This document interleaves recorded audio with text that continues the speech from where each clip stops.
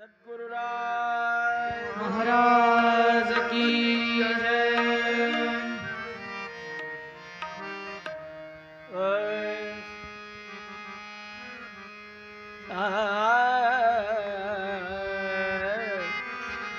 सद्गुरु रामानंद भज मन सद्गुरु रामानंद भज मन सद्गुरु रामानंद भज मन सद्गुरु रामानंद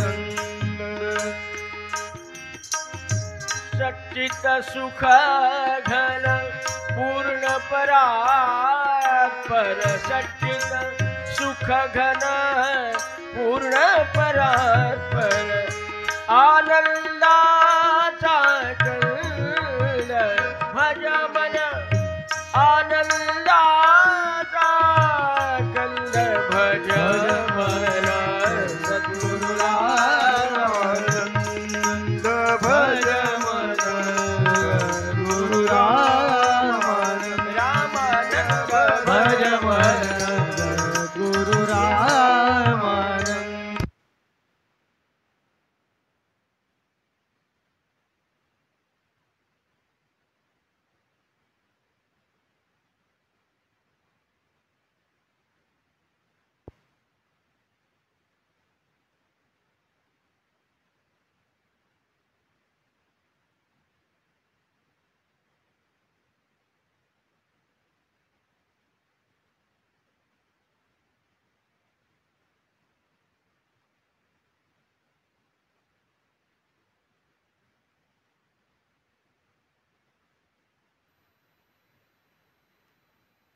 रामानंद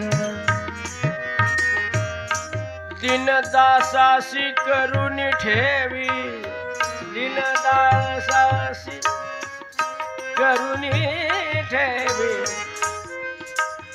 पद कमलीचा भृंग मना पद कमलीचा भृंग भज मना सद्गुरु रामानंद भज मन गुरु रामानंद भज मन गुरु रामानंद सद्गुरु राम सद्गुरु रामानंद. काल आपण महाराजांचं जीवन चरित्र पाहत असताना किनोळा या नावाच्या गावाला श्री प्रल्हाद महाराज गेलेले आहेत आणि त्यांना त्या बालप्रल्हादा सद्गुरु रामानंद महाराजाकडे पाहून जो भाव निर्माण झाला त्याचं वर्णन काल आपण ऐकलंय. त्याला आपण कथेमध्ये धूळ दर्शन हे शब्द वापरलेले आहेत. ज्यांचं दर्शन झाल्यापासून मनाला एक ओढ लागली होती आणि ती आज दर्शनात पारणम मम या पद्धतीनं रामानंदांचं दर्शन झालं. त्यांनी प्रसाद दुधाचा प्रसाद दिला. 2 दिवस ठेवून घेतलं आणि आज परत आमचे प्रल्हाद महाराज साखर किरण्याला आले. एखादा जीवनात प्रसंग असा घडतो की तो मनुष्य विसरू शकत नाही महाराज. त्या नामाचा त्या रूपाचा घेई मनातू छंद माणसाची महाराजांची मानसिक अवस्था आहे. ज्या रामानंदांचं दर्शन झालं ना डोळे उघडे ठेवावा की डोळे झाकले राहू द्या. अखंड समाधान अखंड चेहरा महाराजांच्या डोळ्यासमोर आहे.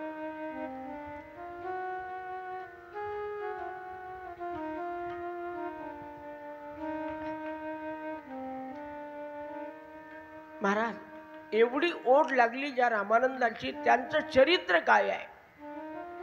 आपण सर्वजण खरं म्हणजे माझ्यापेक्षाही वयानं वडील आहात.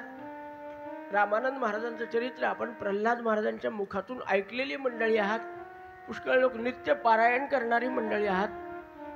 पण असं आहे प्रल्हाद महाराज सांगताना थोडे रामानंद सांगावेच लागतात, थोडे ब्रह्मचैतन्य सांगावेच लागतात, थोडं आनंद सागरांमध्ये आणावंच लागतं. यांच्या उल्लेखाशिवाय प्रल्हाद महाराजांचं वर्णन केलं तर त्यांनाही आवडणार नाही आणि आपणही पुढे जाऊ शकणार नाही. महाराज काय होते रामानंद महाराज थोडं अगदी अगदी सारांश रूपाने आपण पाहू. संतांचं जीवन चरित्र हे तुम्हाला मला दीपस्तंभासारखं असल्यामुळे कसं आयुष्य गेलं त्यांचं ते आपण पाहूया. आता फार मागे जाण्यात काही अर्थ नाही, पण संतांचे काही प्रकार सांगितलेले आहेत पहा. प्रकार म्हणजे एक अवतारी सत्पुरुष असतात, एक मागच्या जन्मात काहीतरी त्यांनी साधना केलेली त्या पुण्याचा ठेवा घेऊन येतात, तर काही स्वतः आपल्या आचरणातून बनत बनत बन जाय या पद्धतीचे असतात. आमच्या तुकामाई सारखे येळेगावचे तुकामाई सर्वांना माहिती आहेत आपल्याला. स्वतः सिद्ध. रडणारा मनुष्य रडत रडत आला की त्याला हसत मुखानं कसं पाठवायचं ही कला ज्यांना साधली सद्गुरूच्या कृपेने ते येळेगावचे तुकामाई. त्यांनी कुठे साधना केल्याचं वर्णन नाहीये महाराज, पण ज्याच्या मस्तकावर हात ठेवतील. अरे आमच्या तुकामाईनं घोड्याला सुद्धा समाधी लावल्याचं वर्णन आहे. आपण चरित्र वाचलं असेल. घोड्याला आणि घोड्यावर बसलेल्या जोडप्याला दोघांनाही समाधी लावून टाकली. काय ताकद आहे. साधनेचं फळ आहे महाराज. झाले साधनाचे फळ.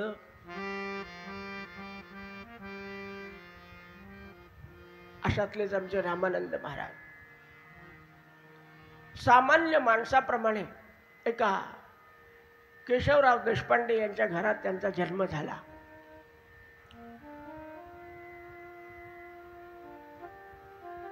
काशी नावाची आई त्यांची. फौजदार होते वडील, फौजदार. परमार्थामध्ये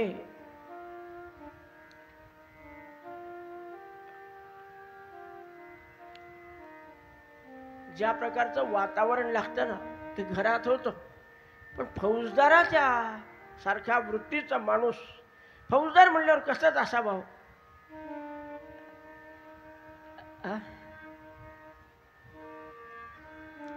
पण घरात अत्यंत सात्विकता, रामाचीच उपासना आणि दासबोधाचं चिंतन आमच्या केशवरावजींचं चालायचं. हा बाळ जन्माला आला. एकच बहीण आणि एकच भाऊ.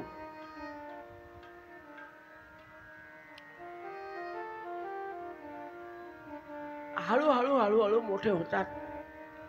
चांगल्या संस्कारात वाढलेले रामानंद महाराज यांचं नाव पांडुरंग असं आहे. पांडुरंग.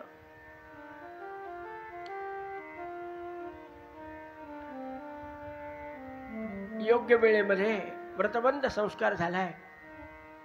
घरातल्या संस्कारामुळे आणि वाणी शुद्ध असल्यामुळे खूपसे स्तोत्र, पुष्कळ रामरक्षा असू द्या, भगवद्गीता असू द्या, अध्यात्म रामायण असू द्या, हे रोजचं वाचनात आहे. 10व्या वर्षी आमच्या रामानंद महाराजांनी आपल्या वडिलाच्या इच्छेकरता अध्यात्म रामायणाचं पारायण केल्याचं वर्णन आहे. संत प्रत्युत्पन्न मती असतात. मी सांगितलं आपल्याला. यांच्या मस्तकातून ब्रह्मरंध्रातून अमृताचा वर्षाव चालू असतो. पण लौकिकासारखं आपल्याबरोबर शिक्षण घेतल्याचं दाखवतात. हळूहळू योगायोग असा की वैभवामध्ये, ऐश्वर्यामध्ये व्रतबंध संस्कार पार पडला. अनेक साधू संत महात्मे. पूर्वीचा काळ होता.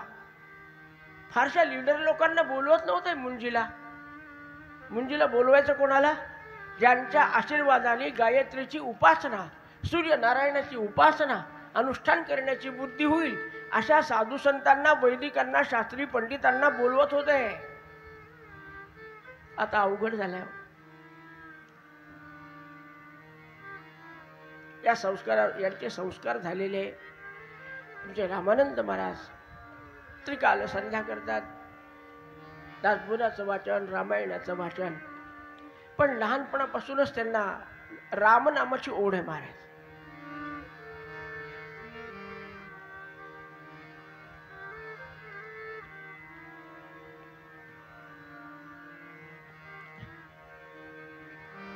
दुर्दैव की केशवरावजींना मौंज झाल्यावर एका वर्षामध्ये त्यांचं प्राणोत्क्रमण झालं.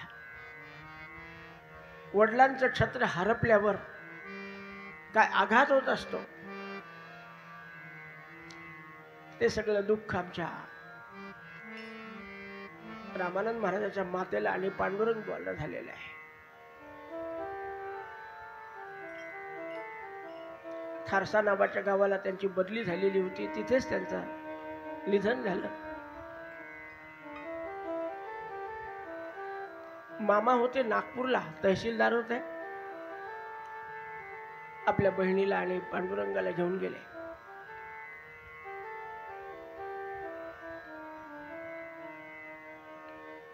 नागपूरला शिक्षण सुरू झालं.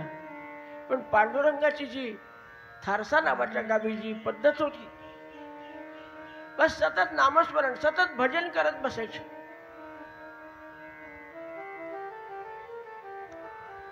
तिथे गेले. मामांनी चांगल्या शाळेमध्ये आपला बहिणीचा मुलगा आंग्ल विद्या विभूषित व्हावा अशा भावनेनं त्यांचं नाव टाकलं चांगल्या शाळेमध्ये. बुद्धिमान आहे, पुढे होईल आणि आपल्याला बहिणीला आधार देईल म्हणून फार मोठ्या अपेक्षा होत्या. शाळेत तर रोज जात होता आमचा पांडुरंग. एक दिवशी तहसीलदार साहेब येत असताना, म्हणजे पांडुरंगाचे मामा कार्यालयातून येत होते आणि गुरुजींची भेट झाली. ज्या शाळेमध्ये होते ते गुरुजी भेटले. काय म्हणता गुरुजी?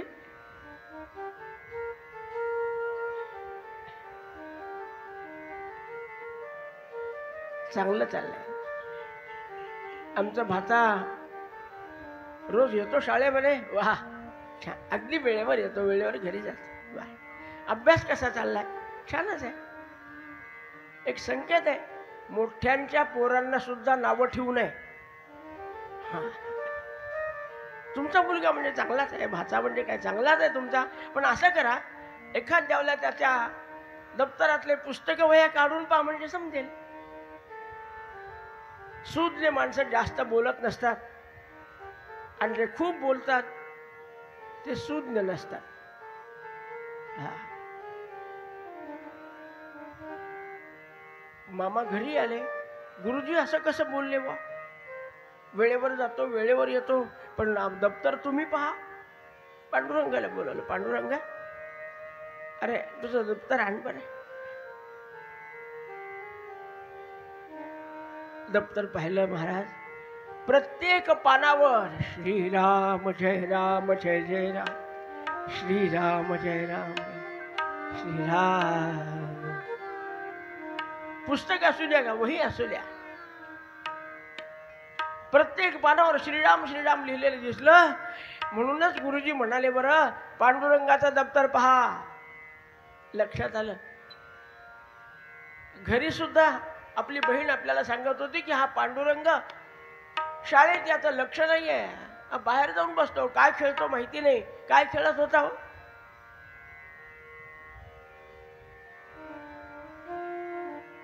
दगडाचे देव मांडायचे आणि दगडाचे टाळ करायचे. रघुपती राघव राजा राम पतित पावन सीताराम, राजा रघुपती राघव राजा राम पतित पावन सीताराम.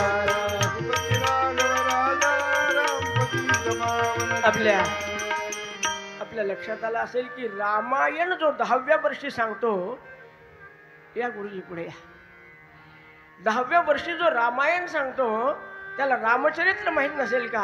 आपल्या मित्रांना बरोबर बसवायचं, रामायणातल्या कथा सांगायच्या आणि मधून मधून बोलो सीताराम राम, बोलो राजा राम. आणि आता नागपूर सारख्या शहरामध्ये आला, आपल्याला असे मित्र कुठं सापडायला लागले आपल्या बरोबर? अहो, गायी सांभाळणाऱ्या लोकांच्या पोरांच्या हातातल्या काठ्या घ्यायच्या, आपल्या अंगावरचे उपरणं काढायचं, त्याला बांधायचं आणि आपली पालखी खेळल्यासारखी खेळत बसायचे महाराज आमचे पांडुरंग बुवा. आता नागपूरमध्ये हे चालतं का? पण नागपूरमध्ये वर्गात बसल्या बसल्या प्रत्येक पानावर लिहून ठेवायचं काम केलं.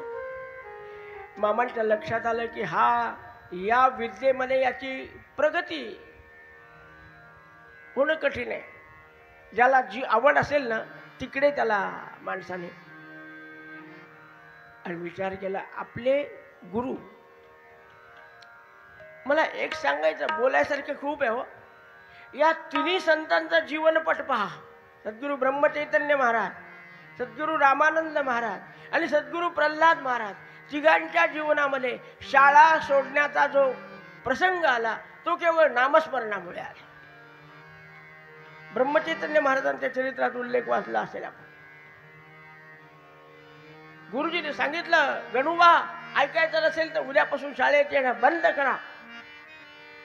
पण त्या काळात कुलकर्णी, एक काळ असा होता जो कुलकर्णी गुणावारी करू शकतो करणी, देशपांडे,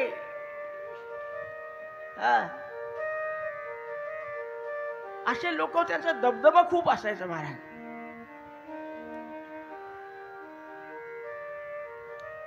ब्रह्मचैतन्य महाराजांच्या आजोबापासून लिंगोपंतापासून दरारा होता, शेती होती, वाडी होती, सगळंच होतं. गुरुजीने दोनदा तीनदा सांगून पाहिलं, गणूबाळ आपलं ऐकत नाही. शेवटी आपलाच गाशा गुंडाळला, बैलगाडीत बसलेलं गाव सोडून दिलं. पूर्वीच्या काळी पंतोजीच्या शाळा असायच्या. पंतोजी शाळा बांधलेली कशाची? आपल्या घराच्या पडवीमध्ये बसायचे, झाडाखाली बसायचे, 10-5 पोरांना शिकवायचे काहीतरी. पण आपलं हा तर बाहेर जातो, कोण गणू, हा तर बाहेर जातो, पण आपल्या वर्गातले 10-12 मित्र घेऊन बाहेर जातो, भजने करत बसतो. यांना मी शिकवू शकत नाही. निघाले बैलगाडीत बसून. आमचा गणू बाळ 2 कोस पलीकडे गेला, गाडी अडवली. गुरुजी मी सांगतो ते खरं, काहीच न करोनी प्राणी, राम नाम जपे बाणी, तेणे संतुष्ट. तुम्ही म्हणाल तुम्ही शाळेत येतले, पण तुम्ही गाव सोडू नका, बाकीच्या विद्यार्थ्यांना तरी शिकवा, पण नामाला तुम्ही विसरू नका. मी लहान आहे, माझं ऐका हो, यातच खरं कल्याण आहे. कल्याणानां निधानम कलिमलमथनं पावनं पावनानां. जीवाचं कल्याण नामस्मरणात.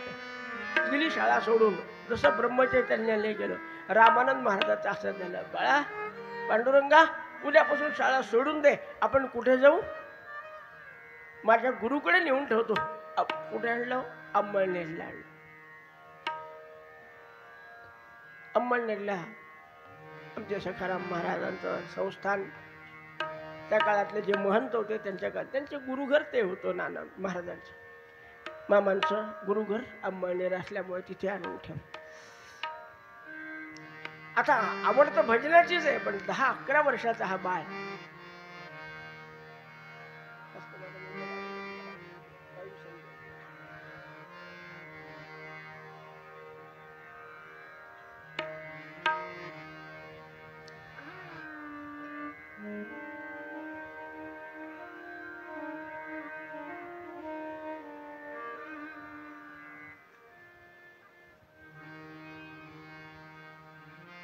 शाळा सुटली आणि अंमळनेरला आलेले आहे. वारकरी संप्रदायामध्ये भजनाला फारच अलौकिक किंमत आहे महाराज. आणि भजन आहे तसंच, जेणे बोले विठ्ठल डो, जेणे बोले विठ्ठल डो, बोलू ऐसे जो, बोलू ऐसे, जेणे बोले विठ्ठल डो, जेणे बोले विठ्ठल. प्रेम सर्वांगाचे ठाई, प्रेम सर्वांगाचे ठाई, वाचे विठ्ठल रखुमाई, वाचे विठ्ठल रखुमाई, वाचे विठ्ठल रखुमाई. हो बोलू ऐसे, बोलू ऐसे बोले,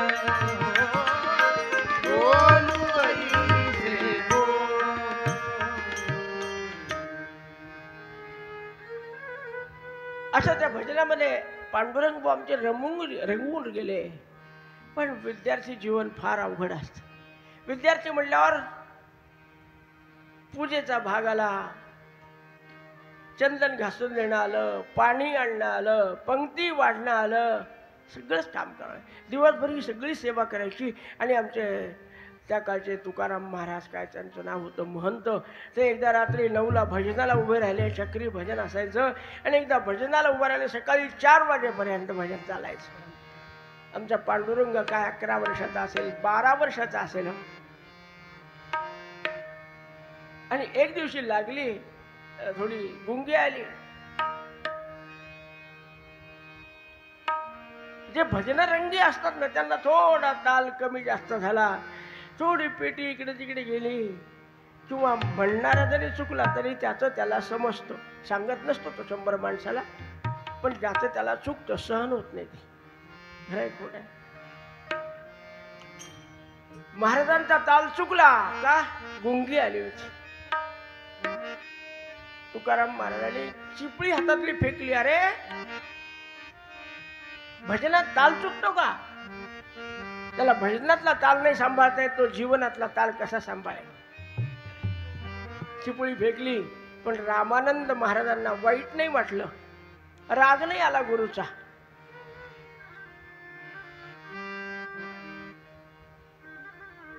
का? ज्यांनी चिपळी फेकून मारली ते सात्विक होते, रामानंद महाराज तात्विक होते. आणि म्हणून त्यांनी सुद्धा उत्तम चिंतन केलं की खरोखर महाराजांची अशी आज्ञा आहे की ज्या भजनामध्ये परमेश्वर डोलेल असं भजन शिकू, आणि मग गुरुला आपलं मुख दाखवू निघाले. पुन्हा हे पण सुटलं. मला काय सांगायचं, मोठं होणं फार अवघड असतं. महाराजून मंचकावर बसलेले आपल्याला दिसतात, पण त्याच्या आधी त्यांनी काय काय सोसलंय. घणाचे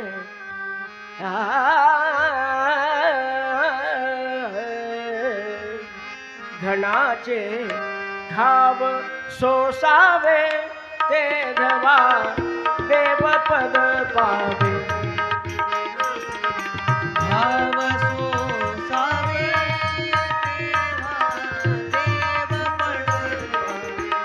ते धवा देवपद पावे. पाषाणच असतो पाषाण, पण त्याचा राम, त्याचा कृष्ण, त्याचा गणपती, त्याचा मारुती हे बनवत असताना किती किती ठोके खावे लागतात त्या पाषाणाला. तेव्हा मग आपण त्याचा पंचपौमानाचा अभिषेक, रुद्राचा अभिषेक करतो. वाटाच्या वाटा दूध घालतो, दही घालतो, पण त्याच्या आधी त्याने किती ठोके खाल्लेले असतात. सगळ्या संतांच्या जीवनामध्ये असे प्रसंग येऊन गेलेले आहेत. इतकं पाहत बसायला वेळ नाही आपल्याला. रामानंद महाराजांनी निघाले आणि अशा ठिकाणी जाऊ. आता काय करायला पाहिजे? आपल्याला गुरुजींनी व्रतबंध झाल्यावर सांगितलं होतं गायत्रीची उपासना केली पाहिजे. आणि तस्मात् गुरुं प्रपद्येत जिज्ञासु श्रेय उत्तमं शाब्दे परे च निष्णातं ब्रह्मण्युपसमाश्रयः. गायत्रीची उपासना करावी, गुरुजी जवळ राहावं, गुरुची सेवा करावी, आणि ब्रह्मण्युपसमाश्रयः. कोणत्या गुरुला शरण जावं? शाब्दे परे च निष्णातः. शब्दज्ञानही असलं पाहिजे. एखाद्या शिष्याने प्रश्न विचारला, समर्पक उत्तर देण्याची ताकद असली पाहिजे. आणि परे च निष्णातः, परमात्म्याच्या स्पर्शाचा त्याला जाणीव झालेली असली पाहिजे. परमतत्व ज्यांनी जाणलेलं असलं पाहिजे. अशा गुरुला शरण गेलं पाहिजे. अशा गुरुशिवाय उद्धार कसा होईल?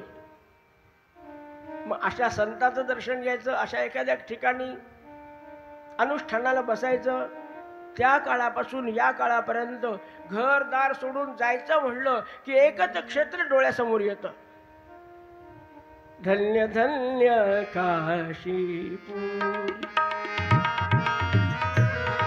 काशीपुरी, धन्य धन्य काशीपुरी. विश्वेश्वराची काशीची नगरी, विश्वेश्वराची नगरी हो.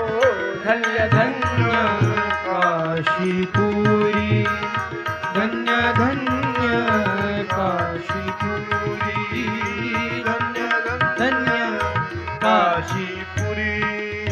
महाराज काशीला येऊन गायत्रीचं अनुष्ठान समर्थांनी केलं, आमच्या रामानंद महाराजांनी केलं. नामाचंही अनुष्ठान चालू आहे आणि अनुष्ठान पूर्ण होण्याच्यात असं आहे, साधक साधना करायला लागला की त्या साधकाला सांभाळण्याची जबाबदारी परमेश्वर स्वीकारित असतो. खूप प्रसंग सांगता येतील, आज आपल्याजवळ वेळ नाही. पण साधक साधना करायला लागला. अरे साधक भावे नमस्कार घाली, त्याची चिंता साधूस लागली. सुगम पंथे नेऊन घाली, जेथील तेथे. दासबोधात लिहिलंय. हा त्याप्रमाणे बाबा तुझं या गंगेच्या काठावर काम नाही आहे, झालं ते अनुष्ठान पूर्णत्वाला झालंय. आता इथून निघा, गोदावरीच्या काठावर जा. महाराज जीवनात खूप प्रत्येक प्रसंग आपण पाहू शकत नाही. शाळा सुटली, ज्या अंमळनेरच्या महाराजाकडे गेले होते तिथून सुटले, काशीमध्ये आले. तिथूनही भगवंताने सांगितले की तू इथे राहू नको. धके चपेटे सोसती तेने प्राणी सदैव होती. भाग्य सहजासहजी हाती लागत नाही महाराज. इथे एक फार भावनिक प्रसंग आहे. 16-17 वर्षाचे पांडुरंग वाचतील अनुष्ठान चालू असताना, आणि आईला समजलं की जिथे मामाने नेऊन घातलं तिथे पांडुरंग राहिलेला नाही, कुठेतरी गेलाय.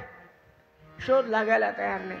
मामाने त्यांच्या परीने प्रयत्न केला पण शोध लागत नाही. काय वाटत असेल आईला, काय वाटत असेल मामाला, काय वाटत असेल मामीला.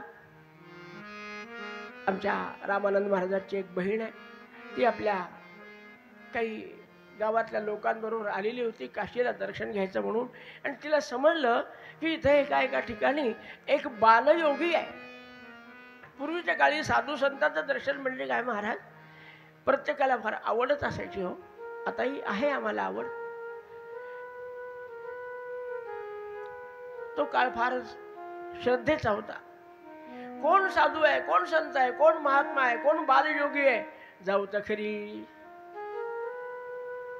दर्शनाला आले आणि त्यांनी त्यांच्या परीनं प्रत्येक दर्शनाला येणाऱ्याला नामाचं महत्व सांगून त्यांना निरोप द्यायला लागलाय. पण पाहता पाहता, बोलता बोलता त्याच्या शरीराची ठेवण, बोलण्याची पद्धत, आवाजाचे स्वर बहिणीनं ओळखले. आमचा पांडुरंगच आहे. हृदय भरून आलं. बरोबरच्या महिलांना बाहेर काढून दिले आणि पांडुरंगाला मिठी मारली. अरे पांडुरंगा, काय अवस्था झाली रे आईची आपली. तुझं शोधून थकले दादा आपले मामा.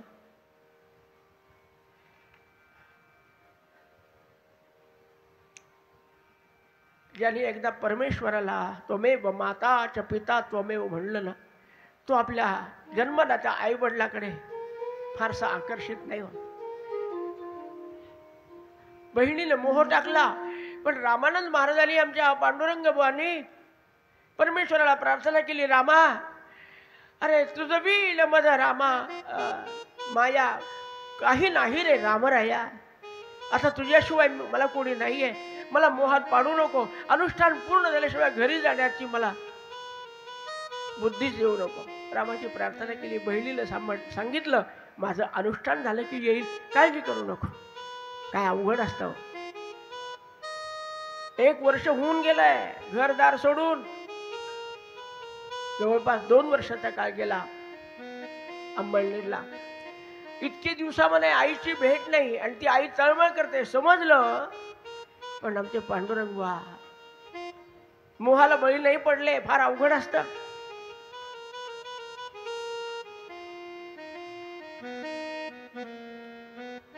पुढे सांगितल्याप्रमाणे एकनाथांचं दर्शन घेऊन गोदावरीच्या काठावर असणार आहे मंगरूळ नावाचं क्षेत्र आहे, तिथे आले. तिथे एक अंबादास महाराज, ते समर्थ अवतारीच होते महाराज. त्यांनी आपल्या मठामध्ये नेलं.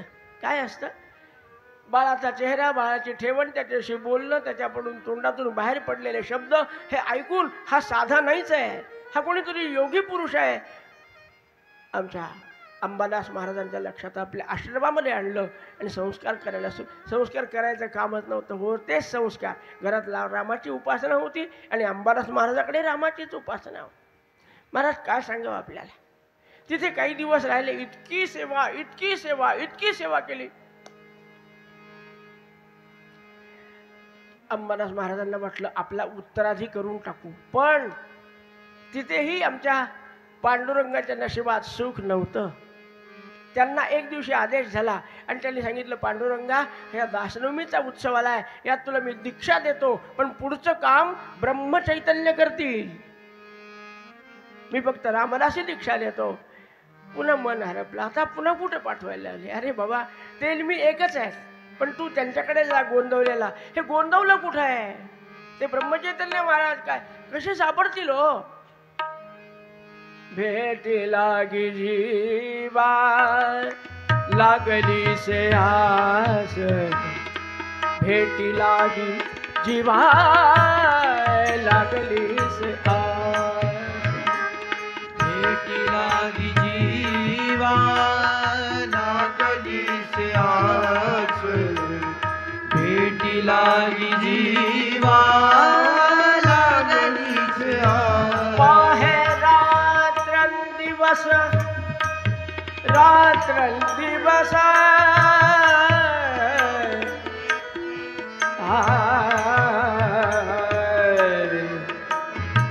पाहे रात्र दिवस वाट तुझी, भेट लागी जीवा लागली से आस, भेट लागी जीवा लागली से आस, भेट लागी जीवा लागली से आस, भेट लागी जीवा लागली से आस. लागली.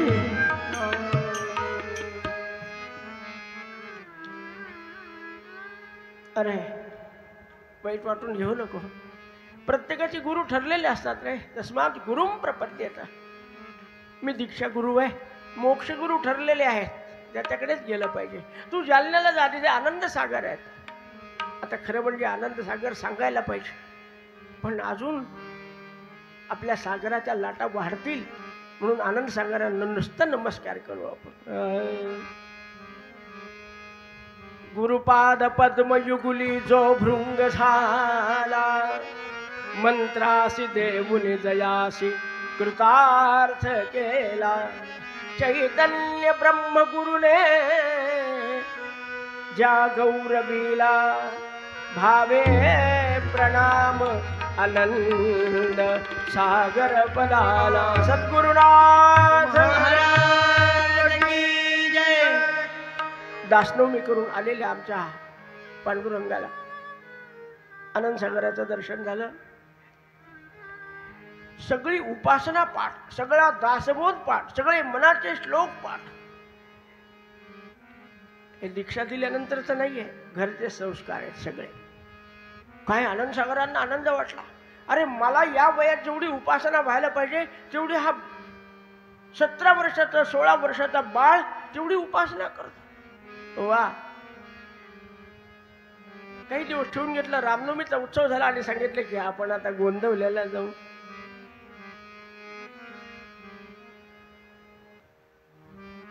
ठीक आहे, आता तरी मला गुरुची लवकर भेट होणार. आणि मग महाराज जालन्यातला रामनवमीचा उत्सव झाल्यावर आमचे आनंद सागर महाराज या पांडुरंगाला घेऊन चाललेले आहेत.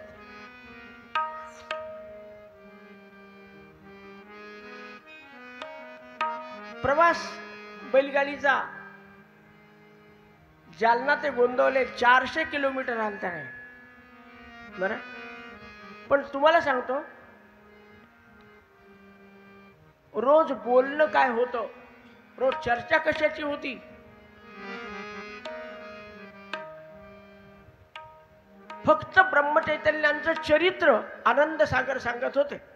नामाचं महात्मा आणि ब्रह्मचैतन्यांचं चरित्र, की काय गुरुची सेवा केली, काय तुकामाईनी परीक्षा घेतली, हे सगळं ऐकवलं. मी आपल्याला सांगणार नाही, 3:45 होत असल्यामुळे.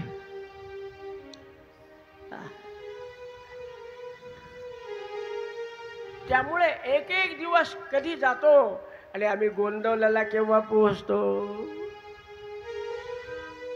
झालं महाराज, पंढरपूर संपलं, गोंदवल्याच्या मार्गाला लागले. आता गोंदवला येणार, आता गोंदवला येणार.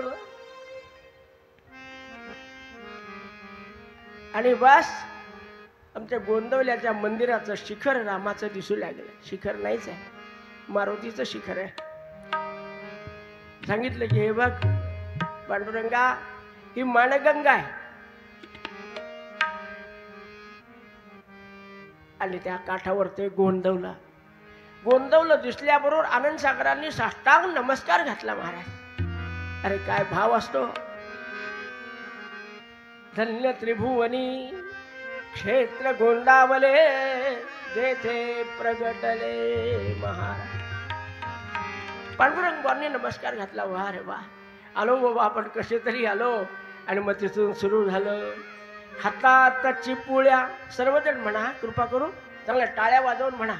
हातात चिपुळ्या, गळ्यात वीणा, राम नाम मुखी गाऊया, गोंदवल्यासी जाऊया. हातात चिपुळ्या, गळ्यात वीणा, राम नाम मुखी गाऊया, गोंदवल्यासी जाऊया. हातात चिपुळ्या, गळ्यात वीणा, राम नाम मुखी गाऊया, गोंदवल्यासी जाऊया. हातात चिपुळ्या, गळ्यात वीणा, राम नाम मुखी गाऊया, गोंदवल्यासी जाऊया. गोंदवल्यासी जाऊया, गोंदवल्यासी जाऊया. गोंदवल्यासी जाऊया, गोंदवल्यासी जाऊया. हातात चिपुळ्या, गळ्यात वीणा, राम नाम मुखी गाऊया, गोंदवल्यासी जाऊया. हातात चिपळ्या, गळ्यात वीणा, राम नाम मुखी गाऊया, गोंदवल्यासी जाऊया. सद्गुरुनाथ महाराज की जय.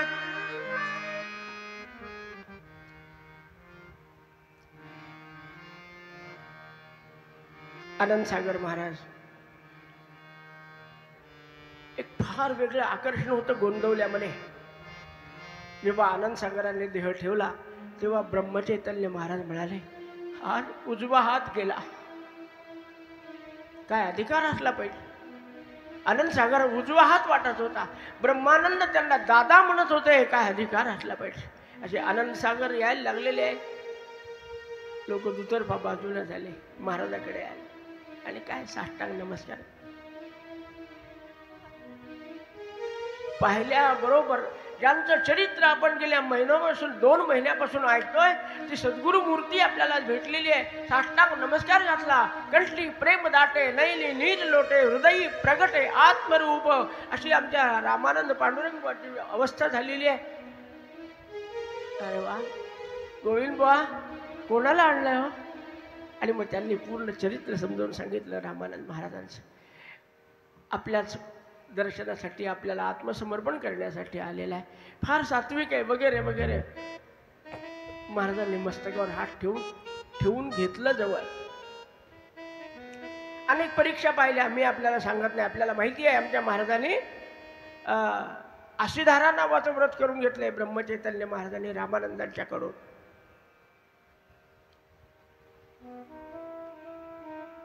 तीन वर्ष सेवेत होते गोंदवल्याला. वय फार लहान होतं म्हणून उपेक्षित राहिले.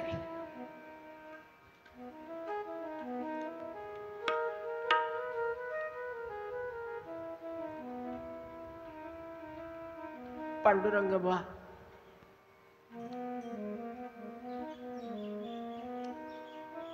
काय मेधाशक्ती होती त्यांची. रोज भजनामध्ये नवीन नवीन काव्य तयार करायचे हो. हा नवीन काव्य असाय. सगळं ब्रह्मचैतन्य. आनंद सागराचा धनी आनंद सागरा धनी धनी आनंद सागराचा धनी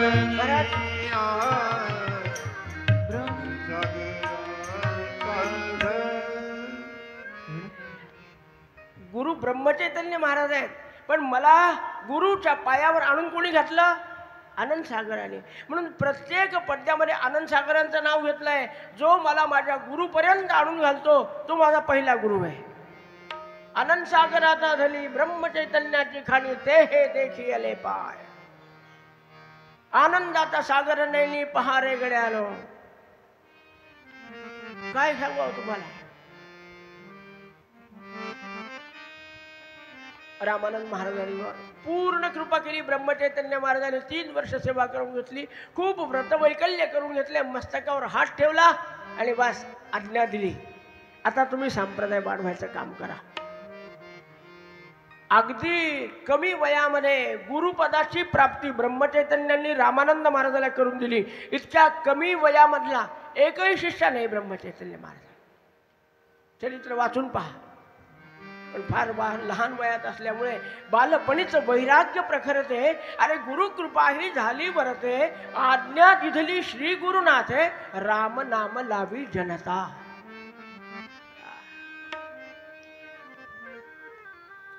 त्यांना एक कार्यकाळ ठरवून दिला. वर्षभरात कसं राहायचं, कसं जगायचं. 4 महिने अन्न ग्रहण करायचं नाही. आमच्या रामानंद महाराजांनी किती वर्ष हा नियम केला. महाराजांनी सांगेपर्यंत नियम 4 महिने अन्नच नाही खायचं. महाराज मौन धारण करायचं. एकाच ठिकाणी 4 महिने मुक्काम करायचं. समर्थ संप्रदायातली सगळी उपासना म्हणायची. 5 घरी भिक्षा मागायच्या त्याच्यावरच्या. या चातुर्मास्याच्या काळातले. पण नंतर 8 महिने भिक्षेवर राहायचं. नामाचा प्रचार करायचा.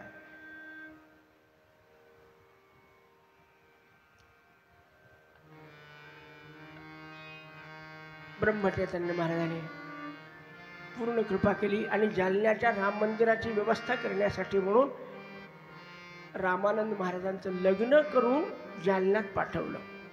लग्न कोणाशी केलं? आनंद सागरांची कन्या.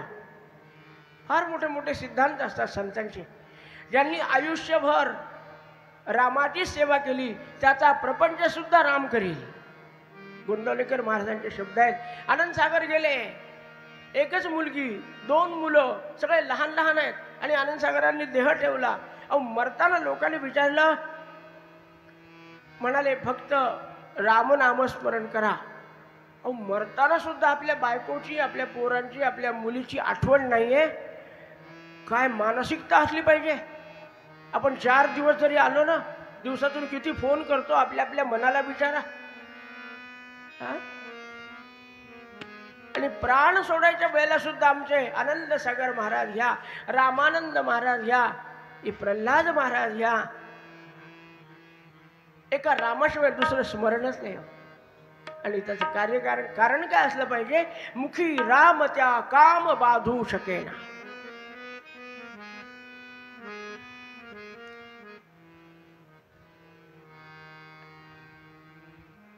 इच्छा नसताना लग्न करावं लागलं.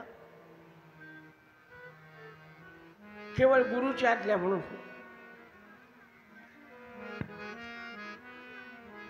एक अपत्य झालं. नाव पडलं सीताराम. 4 महिन्याचं होतं. आणि रामानंद महाराजांच्या पत्नीला असाध्य असा रोग झाला. महाराज रामानंद महाराज जालन्यातच राहत होते. माडीवर रामानंद महाराजांची बैठक असायची आणि खाली कृष्णामाय रामानंद महाराजांची मंडळी खाली. वैद्यांनी सांगितलं 4 तास राहिले. 4च तास राहिले. आईसाहेबाला विचारलं, वय काय होतं आईसाहेबाचं? अहो महाराजात असतील 21 वर्षाचे, या बाईसाहेबाचं वय काय असेल? लेकरू आहे आणि आपल्याला मरायचं आहे, 4 तासात मरायचं आहे. काय वाटत असेल? संताची पत्नी होणं तेवढं साधं नाहीये. डॉक्टरची डॉक्टरी विनाकारण होती हो. तिला डॉक्टर शब्दाचं स्पेलिंग लिहिता येत नाही, पण डॉक्टरशी लग्न झाले की डॉक्टरीन बाई आल्या विनाकारण. मास्तरची मास्तरीन.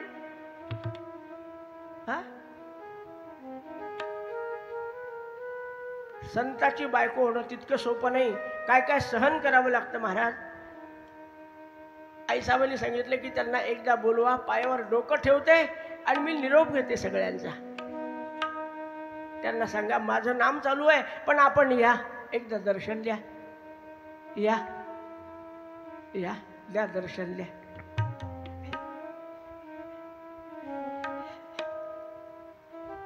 आपण आलात बरं वाटलं.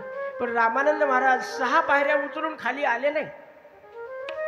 त्यांनी निरोप पाठवला. तिला म्हणा तू नामात राहा, मी येतो. 2 निरोप गेले. रामानंद महाराज खाली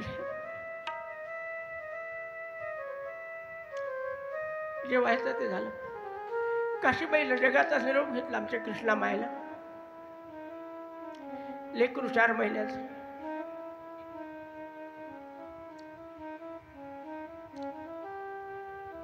संस्कार सगळे आटोपल्यावर मला जीवन सांगायचं आहे आपल्याला. संताचं जीवन काय असतं, काय सहनशीलता असते, काय त्याग असतो.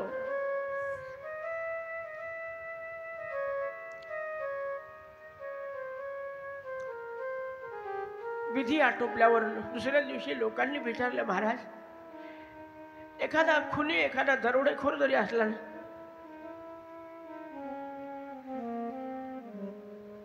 त्याला शेवटची इच्छा विचारतात, ती पूर्ण करतात.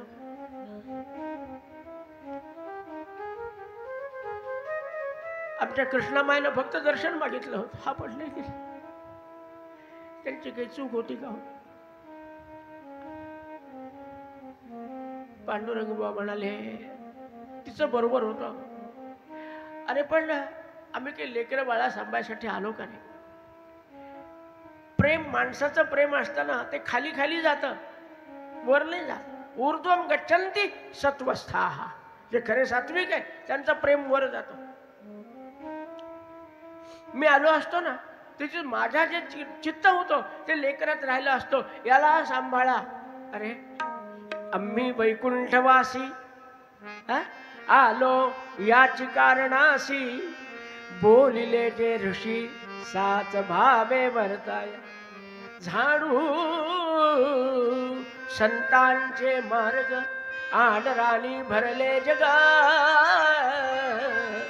उच्चिष्ठाचा भाग विशेष उरला तो.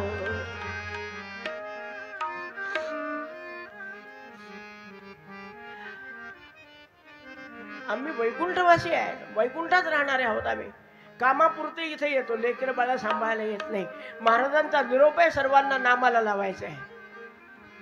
आज्ञा दिधली श्री गुरुनाथे, राम नामी लावी जनता. बायका बोल सांभाळा आता असं नाही म्हणले. आणि जे गुरुनी सांगितलं तेच मी केलंय. गुरुला सांगितलं असतं तर तिचे प्राण वाचले असते, लेकरू वाचलं असतं. पण आपण केलेली साधना, आपण केलेली सेवा, त्याचं मोल असं घ्यायचं का? गुरुजीला नाशिवंत वस्तू मागायच्या का? काय सांगावं. ब्रह्मचैतन्य महाराज लग्न झाल्यावर तुकामाईकडे गेले आणि खूप परीक्षा घेतली, पण त्या पक्क्या होत्या. संतांच्या मंडळी तशी खंबीर असतात. झालं, तुकामाईने स्वागत केलं. 2 दिवस ठेवून घेतलं, कौतुक करून आज आता निरोप द्यायचा.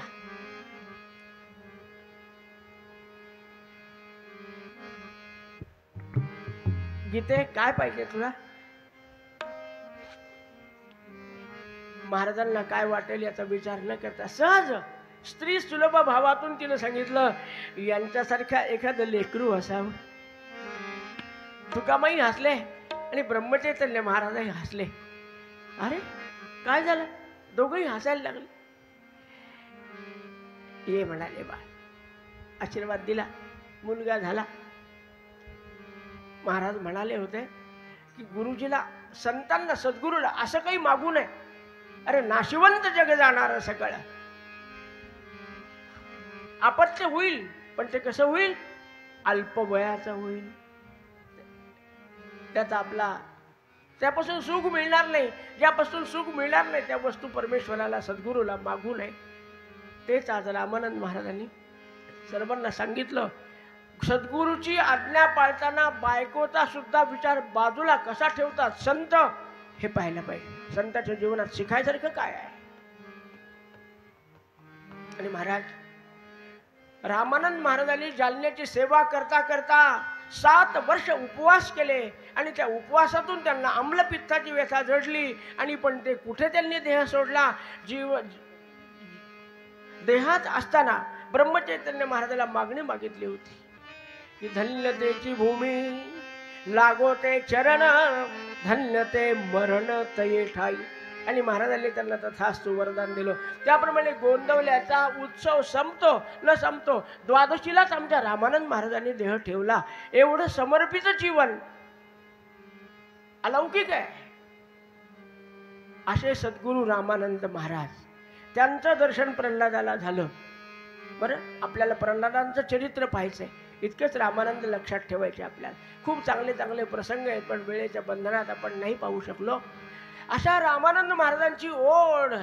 सद्गुरु रामानंद भज मन, सद्गुरु रामानंद भज मन, सद्गुरु रामानंद भज मन, सद्गुरु रामानंद.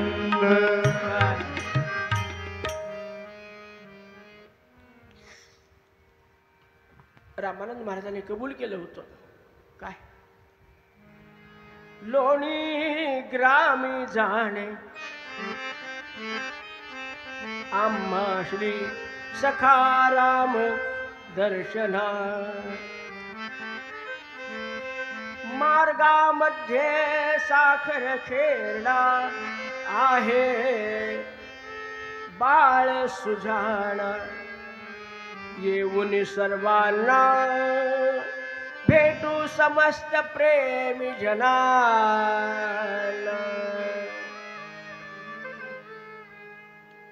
आम्हाला लोणीला जायचंच आहे, तेव्हा तुमच्या साखर खेळण्याला येऊ शब्द दिला होता. आणि बस तेव्हापासून गुरुराज माझे आई कधी लाल सा.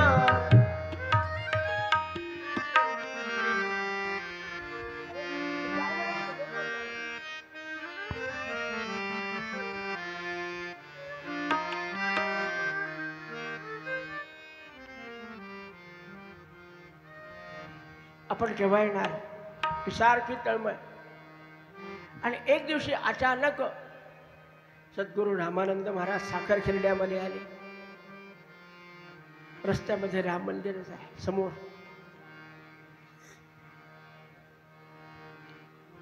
रामाच्या दर्शनाला गेले. आमच्या महाराजांचे काका तुकाराम शास्त्री तिथे पूजा करत होते. आमच्या बाळ प्रल्हादाने त्यांना सांगितले, काका असे असे रामानंद महाराज येणार आहेत बरं, असं असं स्वरूप आहे. ठीक आहे. आणि आज ते आलेले पाहिलं. आल्या बरोबर रघुनायका नीट का दास तुझा, तुला बिकलासे स्वये देह माझा. जय जय रघुवीर समर्थ. प्रभू रामचंद्रांना साष्टांग प्रणिपात केला रामानंद महाराजांनी. आवाज त्यांचा जो चेहऱ्यावरचा भाव रामदर्शन घेतानाचा. अरे तुम्ही आम्ही देवाच्या पाया पडतो आणि बाहेर आल्यावर विचार हो, आज दत्ताच्या अंगावर कोणता पोशाख होता? आज हार कोणता होता? लक्षात येते का आपल्या? आपल्याला काय डोकं आपटायचं आणि पळायचं, डोकं आपटायचं आणि पळायचं. पण संत जे सद्गुरूचं परमेश्वराचं दर्शन घेतात, शिकायसारखं असतं. लखशिकांत प्रभू रामचंद्रांचं दर्शन घेऊन साष्टांग नमस्कार घातला. आर्त स्वरामध्ये प्रार्थना केली. लक्षात आलं हा सामान्य मनुष्य नाहीये. आपला प्रल्हाद बोलला होता ना, तेच हे असले पाहिजे. बाहेर आले, नमस्कार केला. वा वा. मी इथे किनोळ्यावरून आलो, तिथे साधनेसाठी गेलो होतो. अरे वा, पांडुरंग बुवा आपण. हो हो हो, बरोबर. प्रल्हादाने सांगितलं. बरं बरं बरं. कुठे आहे त्याचं घर? मी नेऊन घालतो आपल्याला. निरोप दिला. प्रल्हादा, तुमचे रामानंद महाराज आलेत, पांडुरंग बुवा आलेले आहेत. समजल्या बरोबर धावत पळत आले नाही. आधी तयारी केली पाहिजे. संतांच्या स्वागताची तयारी लागते. बावलटपणा परमार्थातही चालत नाही. जो प्रपंची अप्रमाण तो परमार्थी खोटा. हा, काय तयारी केली त्यांनी.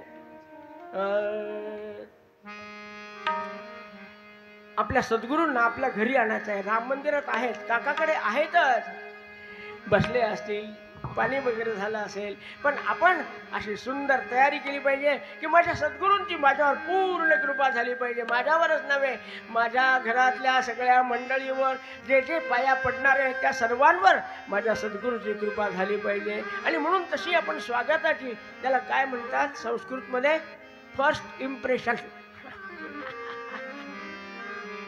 संस्कृतमध्ये म्हणतात.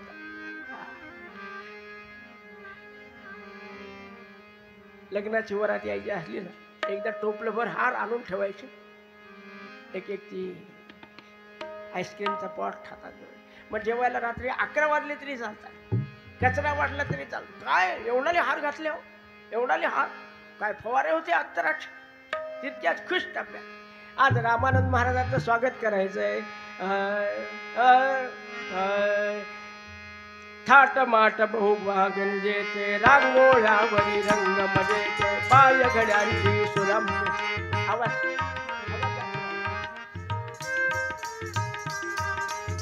पाय घड्याची सुरम्य वस्त्रे, औक्षवनास्तव तबक चांदीचे, वेद घोष तो सुरू दाहला. घरातलेच वैदिक आहेत, घरातले शास्त्री पंडित आहेत. मुकुंद अण्णा, बाबा शास्त्री, गोपाल दादा आणि बाकीचे 10-5 विद्यार्थी.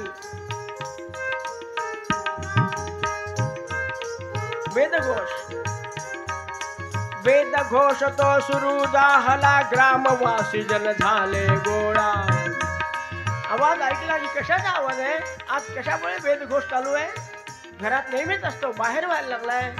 रांगोळ्या काढल्या, भजनाचा तो आनंद आगळा. सद्गुरुनाथ माझे आई, मजला ठाव द्यावा पायी. टाळ हातात घेतलेल्या, चिपळ्या हातात घेतल्या, वीणा हातात घेतली आणि ग्रामवासी लोक भजन करत करत प्रल्हादाच्या घरापासून रामानंदाच्या निवासापर्यंत, राम मंदिरापर्यंत आलेले आहेत. भजनाचा तो आनंद आगळा, नाम घोषे परिसर दुमदुमला. बाल भक्त तो धावत गेला, श्री चरणासी विनम्र झाला. एवढी तयारी झाल्यावर धावत धावत प्रल्हाद गेलेला आहे आणि रामानंदाच्या पायाला कष्टमिठी मारले. वा, आनंदाश्रू झाले गोळा, चरणावरी अभिषेक झाला. पायावर डोकं ठेवलं आणि आमच्या प्रल्हादाच्या डोळ्यातून अश्रूंच्या धारा लागल्या. रामानंदाचे दोन्ही पाय अश्रुधारांनी स्वच्छ धुवून काढले. मला सांगा, यापेक्षा शुद्ध पवित्र पाणी अजून कोणतं असेल?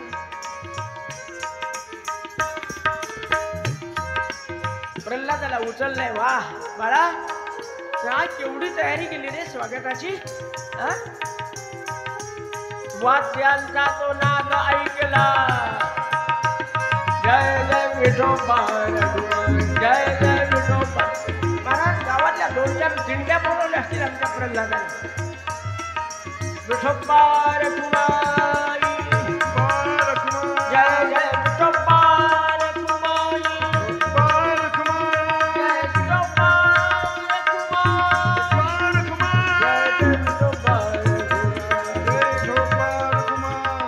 वाद्यांचा तो नाद ऐकला, तुकाराम गुरु म्हणते गुरुरा. चला, रामानंद महाराज, प्रल्हाद आलाय, सगळी तयारी झालेली आहे. पहा ना, पायघड्या टाकल्या, रांगोळ्या काढल्या. सद्गुरु रामानंद दया घन तुकाराम गुरु निरोप घेऊन निघाले पहा आनंदोनी बाहेर गर्दी बहुत जाहले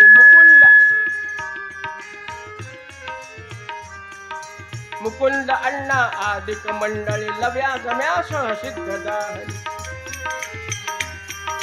गुरुराये मग मनी जाणले प्रल्हादे हे सर्वही केले एवढी तयारी कोणी केली आणि मग अनंत कोटी ब्रह्मांड नायक राजाधिराज सद्गुरु ब्रह्म चैतन्य रामानंद महाराज की जय. कितीतरी सवाष्णी गोळा झाल्या माई दंडे काळे शुक्ल या सगळ्यांच्या सवासलेल्या महाराजांना शेकडो महिलांनी ओवाळलंय आतून बसवलंय आल्या आल्या रत्न चौकीत यासी बैसवी कृष्ण उदके चरण प्रक्षाळीले शुद्ध निर्गंडूष करविले शुभ्र वस्त्रे चरण स्वच्छ केले शुभ्र वस्त्रे चरण स्वच्छ केले भावी सेवा दिनाची गुरुराया भावी सेवा दिनाची गुरुराया गुरुराया सद्गुरुनाथ महाराज की जय. पद्मपूजन करून हार घातला असेल दूध प्यायला दिलं असेल फलाहार झाला असेल आलेल्या सगळ्या मंडळींना प्रसाद वाटला असेल आपला कोणाशी परिचय नसताना एका प्रल्हादाने किती लोक जमा केले अनुग्रहाच्या आधी हा इतक्या लोकांना जमा करतो याला जर अनुग्रह देऊन आपलंसं केलं तर किती लोक नामाला लावील कदाचित हे समीकरण रामानंद महाराजांनी मनातल्या मनात मांडलं असेल पहा असं मला वाटतं अहो या गावातल्या लोकांना माझं नाव माहिती नाही गाव माहिती नाही रूप पाहिलं नाही रंग पाहिलं इतके लोक जमा झाले कोणी केले माझ्या प्रल्हादाने केले हृदय भरून आलं रामानंद महाराज जवळ बसून घेतला अण्णामाईने सांगितलं महाराज आता 2 दिवस जरा सगळ्या लोकांच्या मनाला तृप्त होईल असं आज आपण परिश्रम झाले थोड्या विश्रांती आणि मग ज्याला ज्याला समजले की एक महात्मा आला एक बालयोगी आलाय की असा साधक उत्तम तपस्वी आहे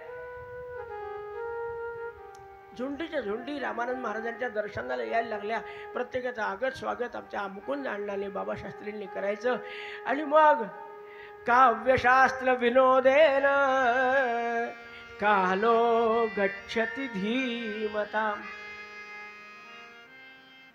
माझ्यासारखे वायफट माणसं वायफटच गप्पा करतात पण कालो गच्छति धीमता संत आणि बुद्धिमान माणसं आपला एक क्षण वाया घालवत नाहीत महाराज सहज आमच्या बाबा शास्त्री हे सगुणोपासनेचं मूर्तिमंत एक उदाहरण आहे महाराज फारसं बोलायचं नाही बाबा शास्त्रींचं चरित्र खूप ऐकायसारखं आहे बरं पण आपण ऐकू शकत नाही आपल्याला माहितीच आहे मला फक्त आठवण करून द्यायचं काम आहे अहो 32व्या वर्षी त्यांनी 4 दिवस आधी सांगून आपला प्राण सोडला काय सांगावं त्यांच्याविषयी बाबा शास्त्रींनी सहज काहीतरी विषय मांडायला पाहिजे चर्चा व्हायला पाहिजे तद्विधी जे आपल्याला जाणून घ्यायचं ना साधू संतांकडून तद्विधी प्रणिपातेन परिप्रश्नेन सेवया मग उपदेक्षन्ति ते ज्ञानम ज्ञानिनः तत्वदर्शिनः हे तत्वदर्शी साधू संत महात्मे शास्त्री पंडित विद्वान त्यांना प्रश्न विचारल्यानंतर त्यांना बोलतं केल्यानंतर आपल्या कल्याणाचा मार्ग दाखवतात स्वतःहून बोलत नाहीत का ना पृच्छत कस्यचित ब्रूयात हा विद्वानांचा संकल्प असतो विचारल्याशिवाय सांगायचं नाही माझ्यासारखे बावळट माणसं म्हणतात का घर कधी बांधलं त्याला आता 2 वर्ष हा बरोबर आहे बरोबर का ही खिडकी इकडे का पडली ही इकडे पाहिजे आणि हा दरवाजा तिकडे टाका अरे विचारल्यावर सांग ना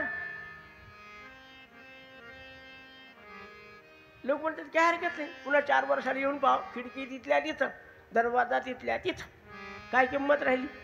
म्हणून ना पृच्छत कष्टचित ब्रूया, समजलं की हा चुकतोय तरी त्याने विचारल्याशिवाय सांगू नये. आज बाबा शास्त्रींनी रामानंद महाराजा बोलत करण्यासाठी प्रश्न केला. महाराज, माझ्या दृष्टीने या जगामध्ये उपासना फक्त देवाचीच करावी असं वाटतं मला. आपल्या बोलण्यासारखं सद्गुरूचं महत्व आहे. 2 दिवसापासून आपलं संभाषण ऐकतोय, सारखं सद्गुरूचं महत्व काय. ब्रह्मचैतन्य महाराज म्हणालात, हा त्यांचं महत्व आपल्यापासून ऐकतो, पण मला वाटतं देवापेक्षा गुरुचं महत्व आपण थोडं जास्त सांगता का. बस विषय मिळाला.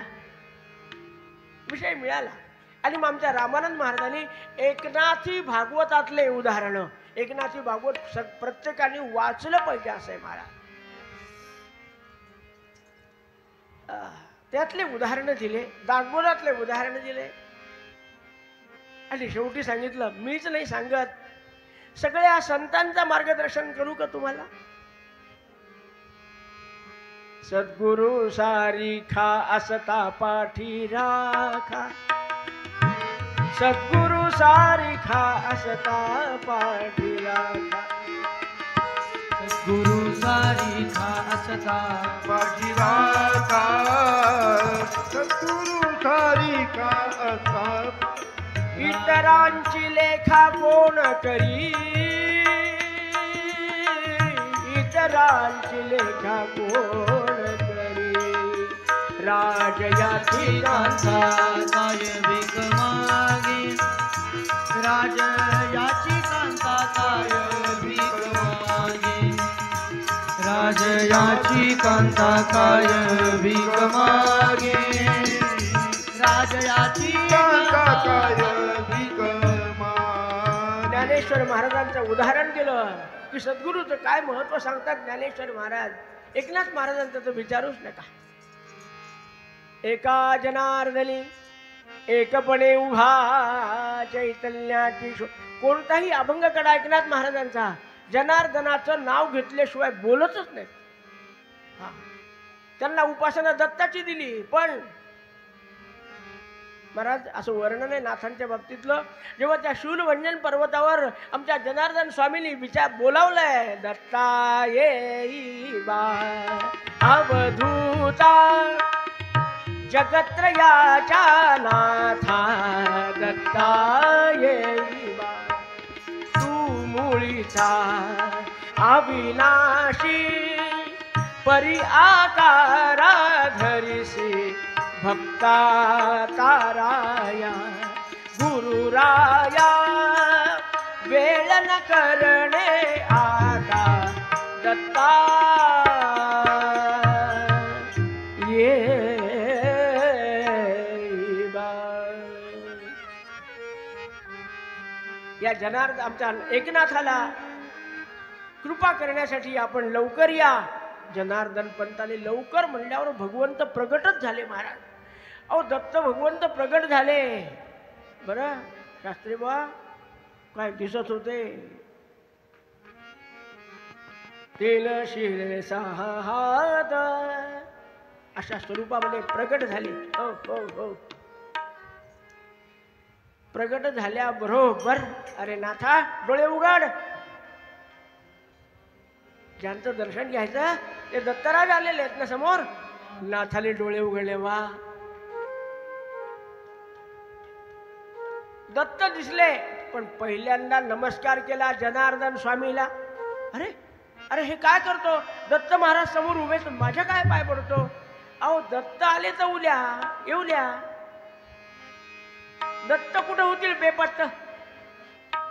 कोणी बोलवलं, बोलवणारा माझ्या समोर आहे. जोपर्यंत तुम्ही आज्ञा देत नाही तोपर्यंत ते जाऊ शकत नाही, पण तुमच्यामुळे ते आले. पहिल्यांदा पाय तुमचे. एकनाथ महाराजांचे जिवंत उदाहरण आहे. अरे देव नंतर, सद्गुरू आधी. आणि तुकाराम महाराजांनी तो सिद्धांतच मांडला. काय म्हणे आठवत?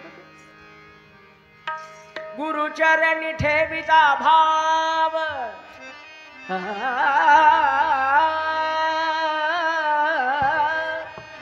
म्हणत नाही, सांगतो. गुरुचरणी ठेविता भाव आपोआप भेटे देव